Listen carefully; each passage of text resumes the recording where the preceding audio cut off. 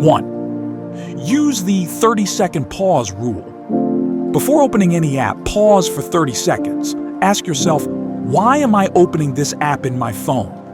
If you can't answer clearly, don't open the app. This builds awareness and helps you break the autopilot habit.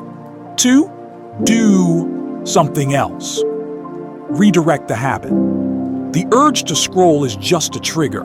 When it hits, replace it with something else. Stretch. Take 5 deep breaths. Walk, journal, draw, do 5 push-ups. Anything but not scrolling. Replace the habit. Don't just resist it. 3. Self-reflect. What are you giving up? Before scrolling, ask yourself, if I scroll now, what am I losing? Time, energy, focus. Then ask, what can I do right now that's better than this? And go do that. Thanks for watching this video. Do leave a comment below on which method you are going to try. And if you want more such videos, hit the subscribe button.